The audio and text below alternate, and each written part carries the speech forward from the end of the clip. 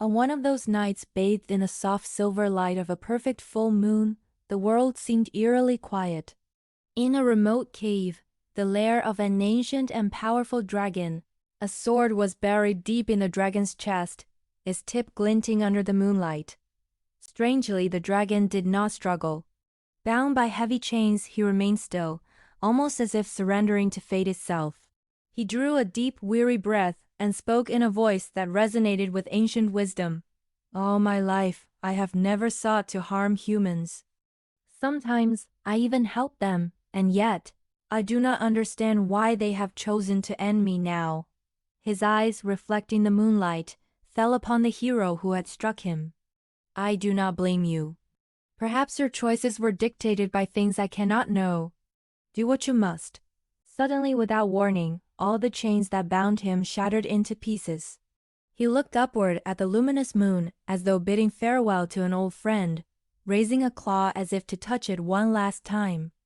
His body began to crumble slowly, the remnants of his scales scattering like fallen leaves, and with a final whisper he said, "Perhaps this is a strange end for a dragon who has lived through the ages. Yet it matters little." Before his soul sank into the endless darkness, a sudden radiant light pierced the void, and strange, melodic sounds surrounded him. Before his eyes appeared a kind father and mother, smiling warmly, calling out to him with gentle voices, "Dolan." In that instant, his second life began, a life where he would experience the human world anew, free from chains and pain. Years passed, and Dolan grew, learning to live among humans. One morning, a little girl named Lily ran toward him, her laughter ringing through the village streets. "Come on, Dolan, we're going to be late." Now 16, Dolan had left his family home and lived independently in Farron, a small village on the borders of the Kingdom of Arcist, earning his living through farming and daily labor. One serene day, Dolan sat by the river, fishing quietly while his younger brother approached. "I heard you plan to investigate the swamp tomorrow," he asked, a hint of concern in his voice. Dolan nodded solemnly. "Yes, it's been a month since the lizard folk vanished, and I intend to uncover the cause of their disappearance." His brother frowned, puzzled. "Isn't this the task of the soldiers? Why are you going instead?" Dolan explained patiently that the village commander was occupied with other duties, protecting the village alongside the few soldiers available. After finishing his fishing, he walked through the forest, where his friends Millie and Albert greeted him. "Shouldn't you be preparing for tomorrow?" they asked. Dolan smiled faintly. "I have been ready for several days, thanks to your help convincing the elder to let me go." He reflected that the lands surrounding the village were teeming with monsters and bandits, and that the soldiers alone could not handle such dangers.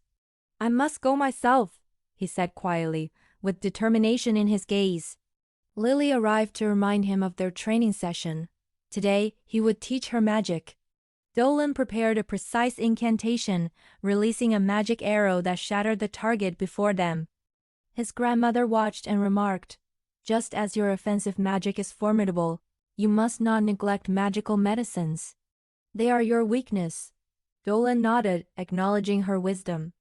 As the day waned, the sunset painted the village in golden hues. The chief arrived with a noble-looking young woman named Christina, her hair white and her armor shining in the fading light.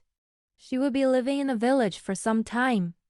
Dolan greeted her respectfully, sensing her formidable strength even in brief interaction, before returning home where his mother and brother awaited him. They prepared a simple meal and ate together, the warmth of family comforting him before his journey tomorrow. The next morning, Dolan stood at the village gate, bidding farewell to friends. Lily's grandmother approached, her tone serious. "Predictions show great danger awaits you, Dolan. Be careful." Dolan smiled reassuringly.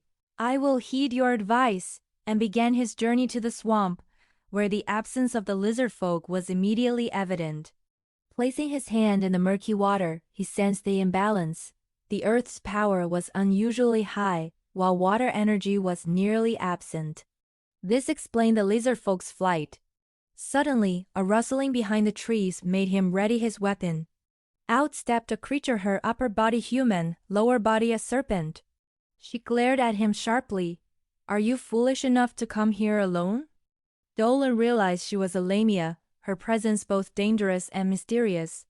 She assured him she had no intention to harm him. Before they could continue their conversation, a massive earth monster descended from the canopy, attacking her. Dolan acted swiftly, severing its hand and saving her. Together, they fled, dodging the pursuing creature until it was momentarily lost. Introducing themselves, he learned her name was Selena. She admitted her magic could not harm earth monsters directly, but recalled a rare spell that might. Together, they launched a coordinated assault. Dolan blocked the mud projectiles while Selena summoned a massive snake to ensnare the monster. This will not hold long. Move quickly, she warned. The monster broke free, just as Dolan infused his sword with dragon magic, striking with a force that cleaved the creature in two. It dissolved into slime, spilling across the ground and knocking Selena down. Dolan rushed to check on her, ensuring she was unharmed by the debris. Night fell, and the two rested in Dolan's hut, sharing food. Selena explained her people's customs. At 17, Lamia girls leave their village to find a partner resistant to their venom. Dolan's dragon energy was strong enough to safely transfer life energy to her. Visit us in Farron someday, he said warmly. The next morning, villagers discovered fish mysteriously left for them, tracks indicating Lamia's presence. The commander insisted she be eliminated, unaware of her good intentions. Dolan, hiding nearby, remained confident the villagers would understand her true nature. Grandmother Magoro intervened, proving Selena's innocence, and Lily's prediction confirmed her arrival brought fortune. Dolan's plan succeeded. Selena protected him during a staged danger, demonstrating her strength and goodwill to the villagers. An armored bear threatened a child, and Selena stopped it effortlessly, earning respect and trust. The village formally welcomed her, and a house was prepared for her stay. Meanwhile, in the city, rumors arose of the Lamia in Farron. Kirin, a centuries-old witch, plotted to use Selena for Forbidden's magic. Dolan, Selena, Christina, and allies confronted Kirin, overcoming her dark powers through strategic teamwork. Dolan's dragon magic, Selena's serpentine incantations, and Christina's swordsmanship combined to defeat the witch decisively. Peace returned, and Selena integrated fully with the village. Dolan discovered the joys of human life, appreciating its fleeting beauty. Christina became a close friend, and Selena remained by Dolan's side. Yet, new threats emerged. Portals brought demonic scouts into the forest, prompting Dolan, Selena, Christina, and allies to fight alongside elves to repel them. Battles intensified as demons of immense power, including Dude, Jylan, Rafaela, and Georg, emerged. Dolan revealed his dragon powers gradually, using them strategically to protect allies and repel enemies. He sealed portals, vanquished demons, and maintained human form to avoid collateral destruction. Finally, Dolan confronted Georg, unleashing the full might of his dragon soul. Fire, earth, and dragon magic obliterated the remaining demons, while Selena and Christina eradicated escapees with precise, coordinated strikes. The forest was safe once more. Returning to Farron, the villagers celebrated their heroes. Dolan decided to accept the Academy's offer to further his knowledge, ensuring he could protect both human and magical realms. Selena promised never to leave him.